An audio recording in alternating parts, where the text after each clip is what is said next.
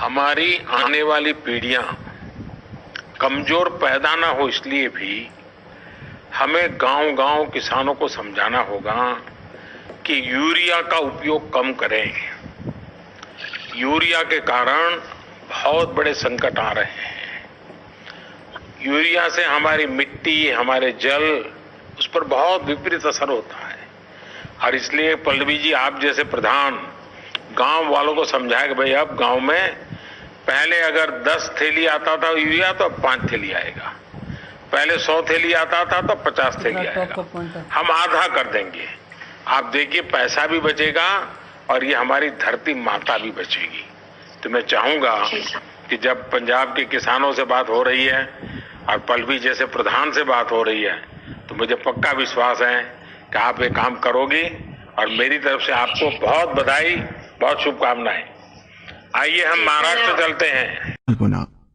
भोले भाले किसान अधिक उत्पादन के लालच में फंसकर रासायनिक खाद व कीटनाशकों का प्रयोग करने लगे। बैलों की जगह ट्रैक्टर से जुताई होने लगी। शुरुआत में कम रासायनिक खादों के प्रयोग से अधिक उत्पादन हुआ। धीरे धीरे रासायनिक खादों के प्रयोग के कारण भूमि की उर्वरा शक्ति क्षीण होने लगी, जिसकी वजह से उत्पादन घटने लगा तथा फसलें कमजोर होने लगी। फसलों के कमजोर होने के कारण उनमें रोग व कीट लगने लगे।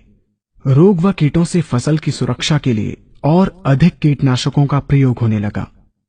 एक तरफ ज्यादा उत्पादन के लिए अधिक रासायनिक खादों का प्रयोग होने लगा, वहीं दूसरी तरफ फसलों को रोग व कीटों से बचाने के लिए अधिक विषाक्त कीटनाशकों का प्रयोग बढ़ गया, जिसके कारण उत्पादन लागत बढ़ी और किसान को लाभ कम होने लगा, बल्कि छोटे किसान कर्ज में डूबने लगे। धीरे धीरे भूमि की उर्वरा शक्ति क्षीण होने से भूमि बंजर होने लगी।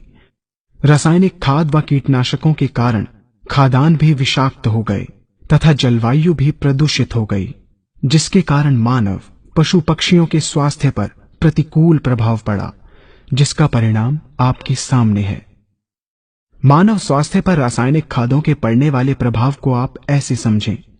जब किसान फसल में रासायनिक खाद डालता है तो रासायनिक खाद में उपस्थित विषाक्त रसायन जल में घुलकर सबसे पहले जल को प्रदूषित कर भूमि के अंदर उपस्थित केचुए व सूक्ष्म जीवाणुओं को मार देता है। ये बात सभी किसान अच्छी तरह से जानते हैं कि केचुए व अन्य सूक्ष्म जीवाणु भूमि की उर्वरा शक्ति को बढ़ाने के लिए अति आवश्यक होते हैं। विषाक्त रसायन के कारण इनकी मृत्यु हो जाने से भूमि की उर्वरा शक्ति नष्ट हो जाती है तथा भूमि कठोर होकर बंजर होने लगती है।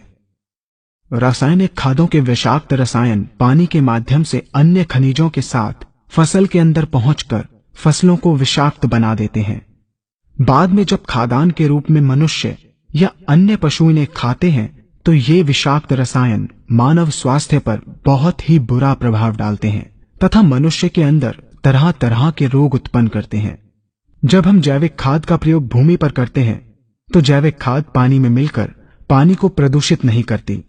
जैविक खाद भूमि के अंदर उपस्थित उर्वरा शक्ति को बढ़ाने वाले जीवाणु तथा केचुओं की संख्या को तीव्रता से बढ़ाती है, जिससे भूमि की उर्वरा शक्ति बढ़ती है तथा भूमि छिद्र युक्त एवं भुरभुरी हो जाती है, जिससे वायु और प्रकाश भूमि के अंदर गहराई तक प्रवेश करते हैं, जिसके कारण भूमि में तापमान एवं आर्द्रता का संतुलन बना रहता है और फसलें मजबूत होती हैं।